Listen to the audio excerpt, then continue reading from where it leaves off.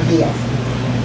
Estoy muy sorprendida porque yo conozco a Igor desde hace muchos años, somos muy buenos amigos, nos queremos mucho, pero Igor para mí, bueno, es un poeta que habrá llegado a la nevera, al teléfono, tal vez, y resulta que yo tengo aquí unas hojas escritas a mano para Marina, porque a mí me gusta todavía escribir a mano, e Igor tiene un lector electrónico, entonces yo casi que no puedo hablar de la impresión. Igor, ese no es el Igor que yo conozco, ya les digo, apenas si puede con la nevera, esas cosas. Entonces, bueno, imagínense ustedes mi sorpresa. Entonces no me queda más que leer en mis hojas recicladas, además, con tinta, con una fuente, y después viene él con su, bueno, con su globalización, modernidad, todas esas cosas. Está bien. Bueno, esto se lo dedico a Marina, a mi gran amiga Marina, muy querida, y a todos ustedes que también son amigos de ella. Quise saber cuál fue el criterio o la intuición que tuvo Marina al seleccionar los poemas de su libro.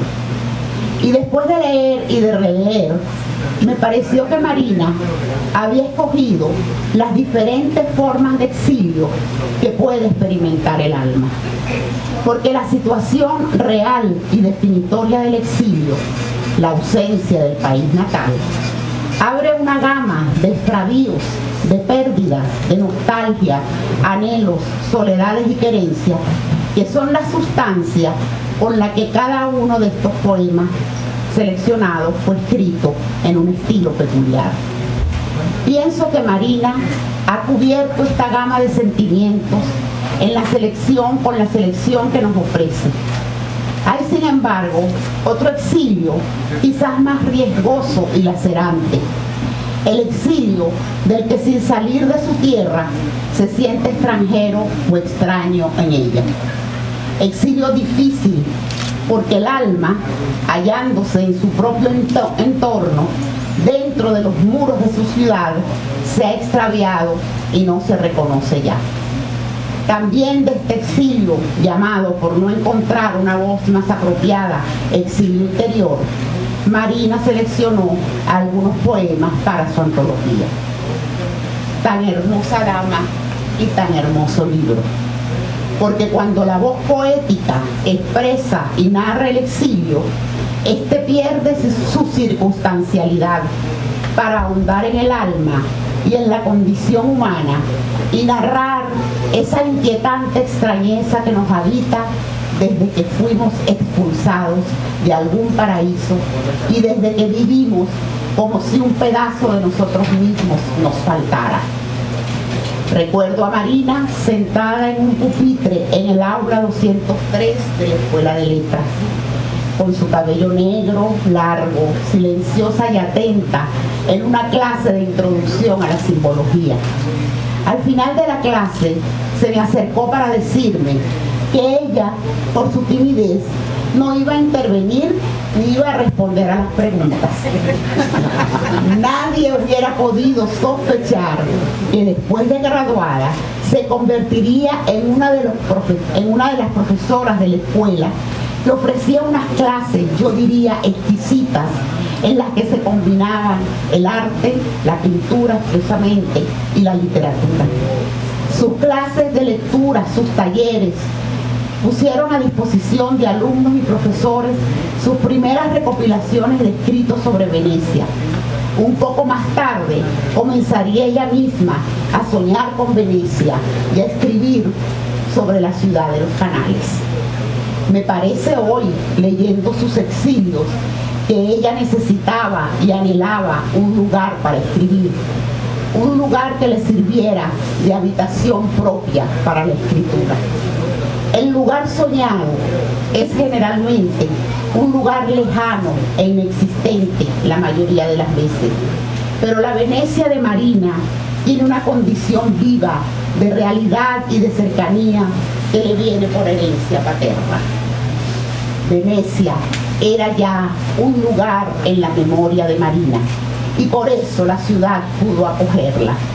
Ahora quizás sea Caracas la que no hay que olvidar, la ciudad de la que se aleja y a la que regresa para ofrecerle, para ofrendarle como a una diosa tutelar sus lecturas, sus escritos, sus reflexiones, convertidos en libros para su ciudad natal. Venecia y Caracas, ¿habrá una más real que la otra?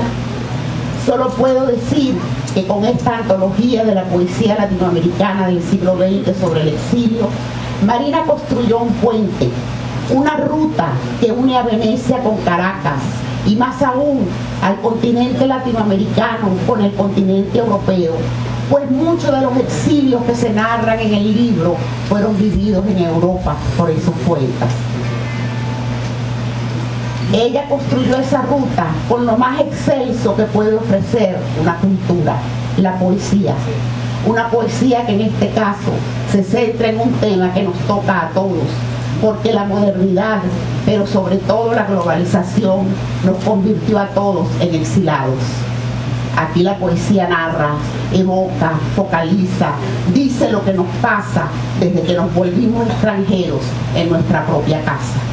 La nostalgia, ese es el sentimiento primordial del exilio, pero también la búsqueda, el asombro ante nuevas realidades y la aventura de estar en otro sitio y de ser otro. No sin cierta picardía, Jacqueline Goldberg, nuestra poetisa, nos dice en su poema Exilio que quiere mudarse a Borneo, a Edimburgo, a Yakarta y a Tombuctú cuando está en la peor hora del tráfico caraqueño. Y nos dice, se trata de anhelar un exilio sin ambigüedad, aquí mismo, ya. Anhelar un exilio, tal vez fuera ese el anhelo de Marina, cuando soñaba con Venecia, con la Plaza San Marco en la Escuela de Letras. Marina convirtió ese exilio, que ya dijimos era huella de una memoria ancestral, en el lugar de la escritura, para con ella, con la escritura, trazar las rutas que la devolvieran a sí misma y tender los puentes que entrelazan sus geografías amorosas. Me parece que eso lo logró con esta antología y por eso puedo citar a modo de final de presentación la conocida frase que ella entenderá al punto.